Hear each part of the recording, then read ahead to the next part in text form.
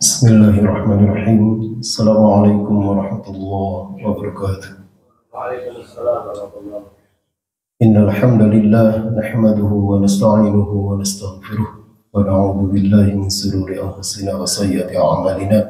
May yahdihillahu fala mudilla lahu wa may yudlil fala hadiya lahu. Asyhadu an la ilaha illallah wa asyhadu anna Muhammadar Rasulullah. Rabbi shrah li sadri wa yassir li amri wahlul 'uqdatam min lisani yafqahu qawli, amma ba'd. Bapak-bapak hadirin wal hadirat rahimakumullah, jamaah salat subuh yang dimuliakan oleh Allah. Alhamdulillah kita masih diberikan kesempatan untuk bisa taqarrub kepada Allah, ibadah kepada Allah. Mudah-mudahan semua yang kita lakukan ini, puasa kita, salat kita, sedekah kita, infak kita, amal ibadah kita, semuanya diterima oleh Allah, ada dalam ridhonya Allah Subhanahu wa ta'ala. Amin ya Allah ya Rabbal alamin.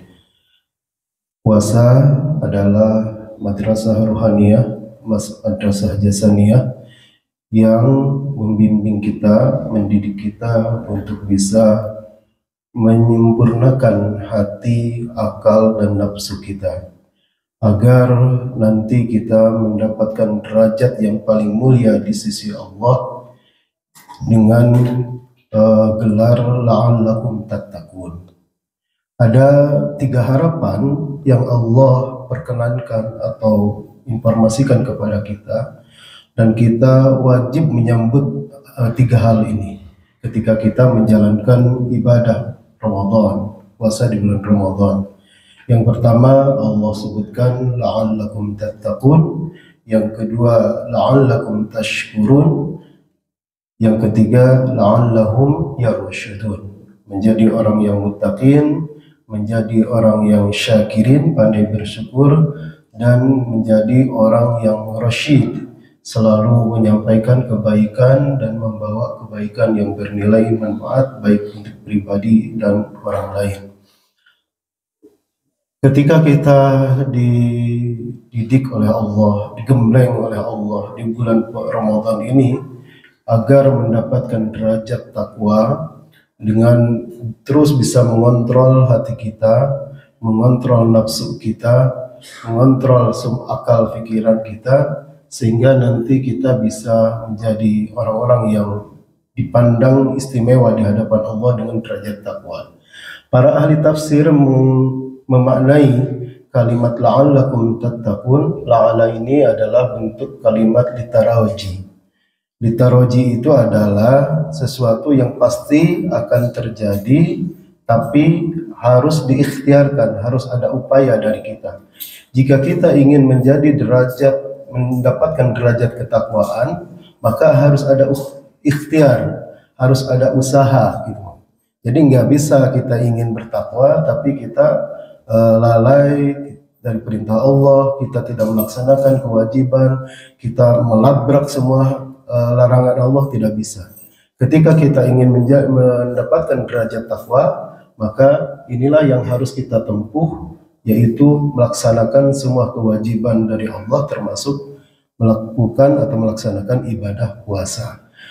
Iman kita ini semuanya litaraji, Pak. Iman yang kita miliki, kebahagiaan yang akan kita raih nanti di dunia dan akhirat itu litaraji. Artinya pasti akan kita dapatkan. Beda dengan orang-orang kafir, imannya adalah litamanni, illa amaniya wa inhum illa yadhunnun.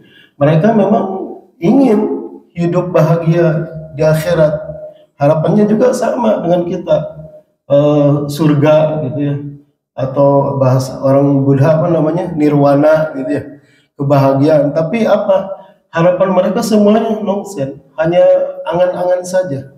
Kata Allah, hanya keinginan mereka saja, itu semuanya tidak akan terkabul.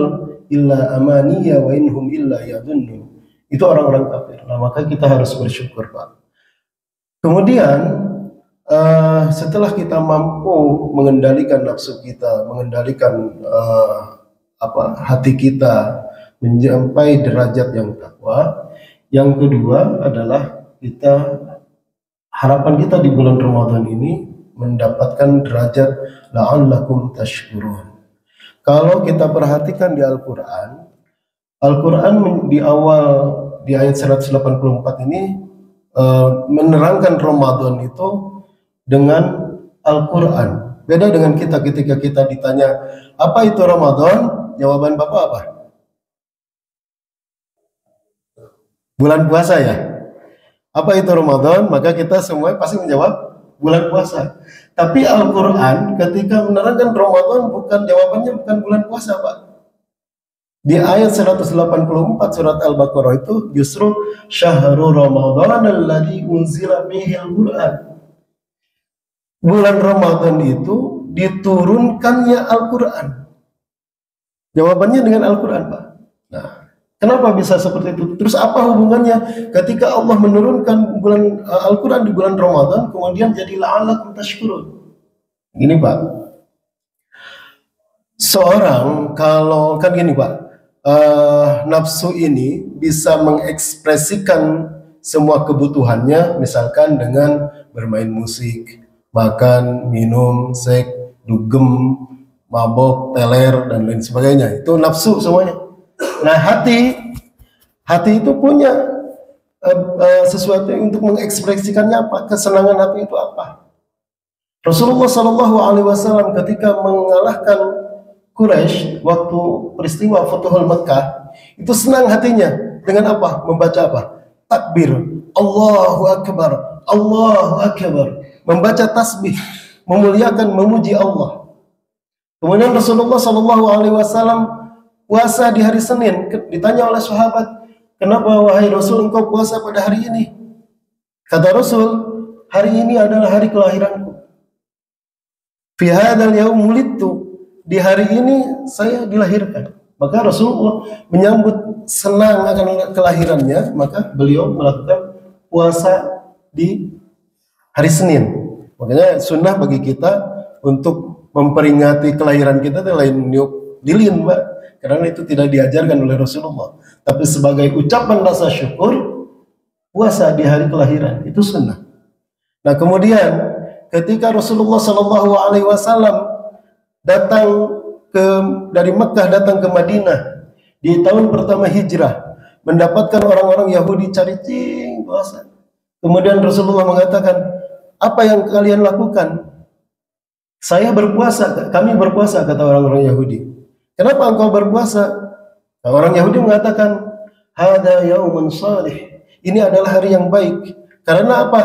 Allah telah menolong Nabi Musa dan kaumnya dari pembantaian Fir'aun.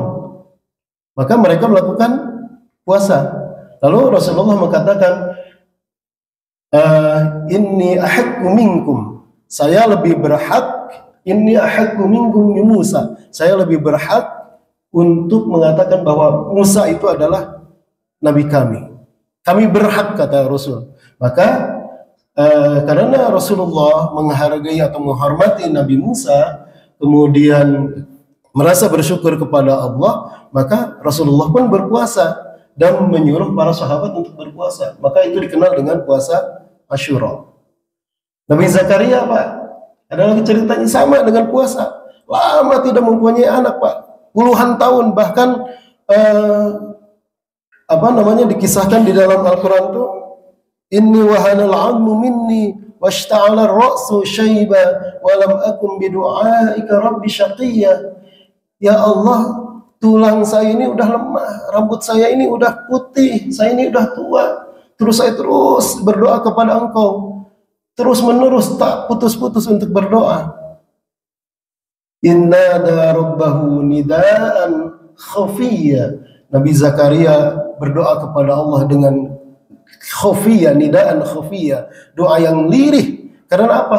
Ingin mendapatkan keturunan, ingin mendapatkan anak, sedangkan beliau sudah tua. Nah, kemudian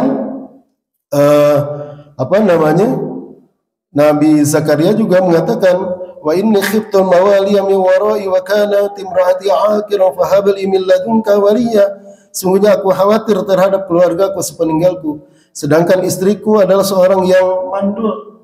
Aqir itu bukan maknanya sebenarnya bukan mandul, Pak.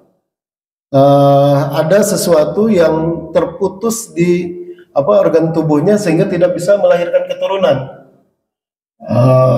Di kisah Nabi Saleh, fakadzabuhu fa'aqaruha, mereka berdosa kepada Nabi Saleh, fa'aqaruha, kemudian menyembelih unta Nabi Saleh. Nah, akhir itu maknanya itu ada yang terputus.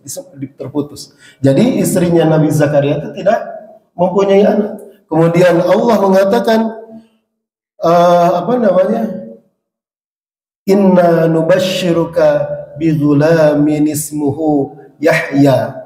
Allah mengabarkan kabar gembira tentang siapa? Kelahiran anak Zakaria, yaitu Nabi Yahya alaihissalam.